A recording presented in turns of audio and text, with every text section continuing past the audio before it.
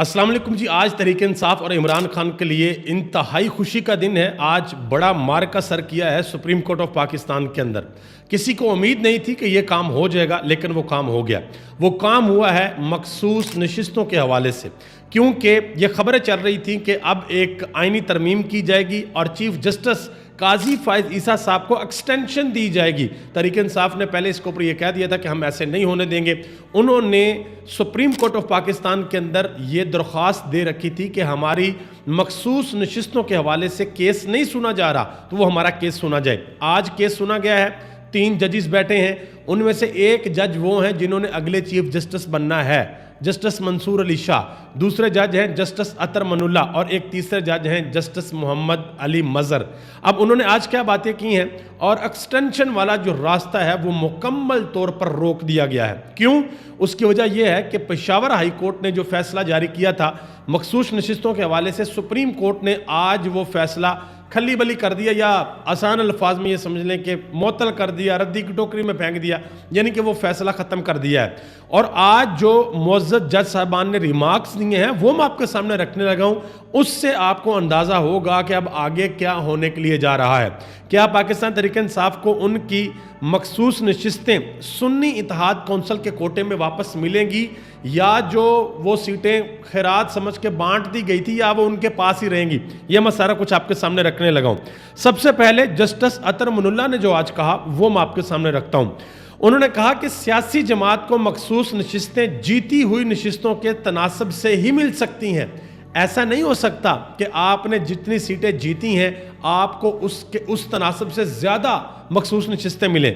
मज़ीद उन्होंने कहा कि कानून में कहाँ लिखा है कि इंतखाबी निशान ना मिलने पर वो सियासी जमात इलेक्शन नहीं लड़ सकती। जी हाँ, बल्ले का जिक्र हो रहा भाई यहाँ पे। फिर उन्होंने कहा कि पहली बार ऐसा हुआ है कि एक बड़ी सियासी जमात को इंतखाबी निशान से महरूम कर दिया गया। पीटीआई बल्ले की बात हो रही है। फिर कहते हैं कि कानून में कहाँ लिखा है कि बची हुई नशिस्तें दोबारा उन्हीं सियासी जमातों के अंदर तकसीम कर दी जाए, यानी कि बनती तो वो तहरीक इंसाफ की हैं, लेकिन दोबारा आप बंदर बांट कर दें पीएमएलएन के अंदर या पीपल्स पार्टी के अंदर।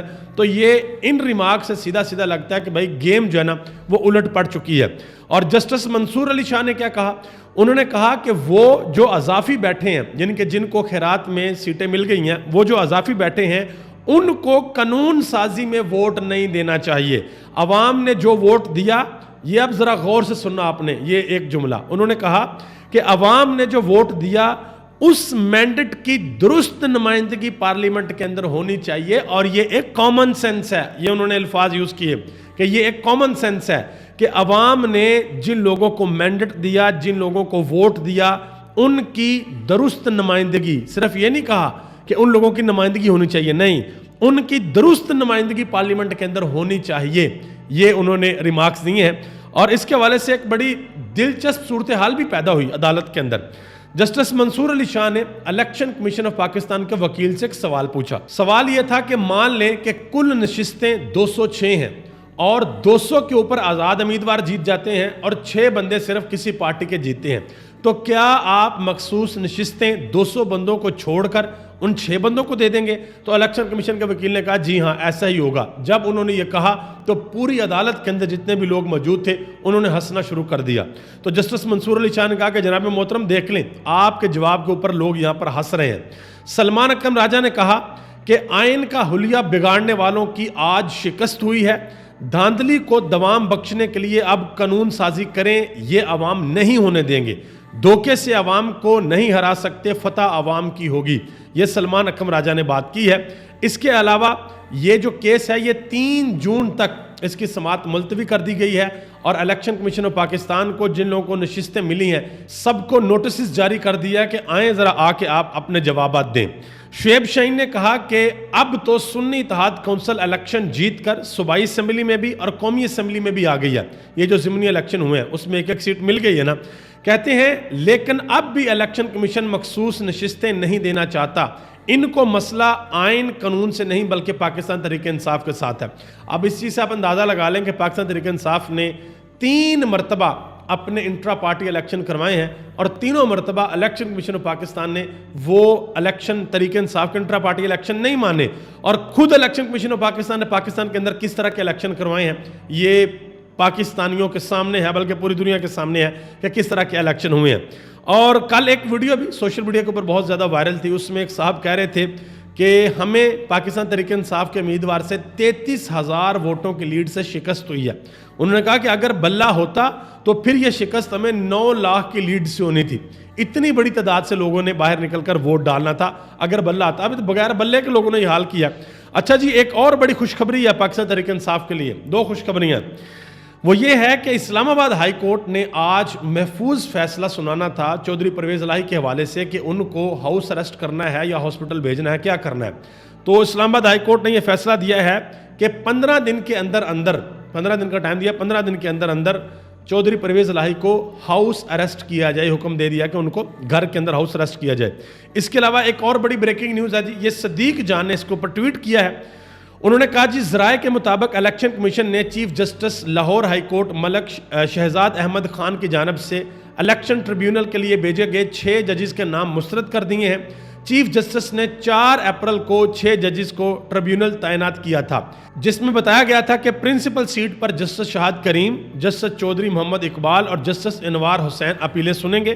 بہاولپور بینچ میں جسٹس عاصم حفیظ، ملتان بینچ میں جسٹس رحیل کامران اور راولپنڈی بینچ میں جسٹس مرزا وقاص رؤف اپیلیں سنیں گے۔ مزید انہوں نے کہا کہ اس سے پہلے جو لاہور ہائی کورٹ کے چیف جسٹس تھے، انہوں نے 100 سے زیادہ نشستوں کے اوپر صرف 2 جج لگائے تھے۔ ان میں سے ایک کا نام تھا سرفراز ڈوگر اور دوسرے جج صاحب ان کا نام تھا سلطان تنویر۔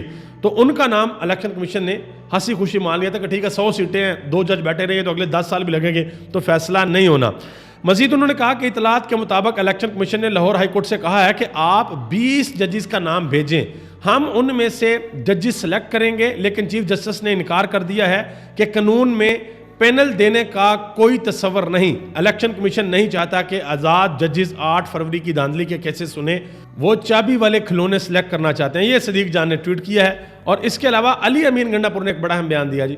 انہوں نے کہا جی، گورنر کی حلف برداری اتنی ضروری نہیں تھی کہ اپنا وقت ضائع کرتا۔ فارم 47 کی حکومت اور ان کے غیر قانونی نوٹیفائڈ گورنر کی کوئی اہمیت نہیں ہے، انہوں نے بات کی ہے۔ اور شیر افضل خان مروت نے بھی ایک بڑا اہم بیان دیا۔ انہوں نے کہا جی، عمران خان کے پیچھے ریاستی پولیس کو لگے 1 سال ہو گیا ہے اور اب بھی ہر روز ایک نیا کیس بن رہا ہے۔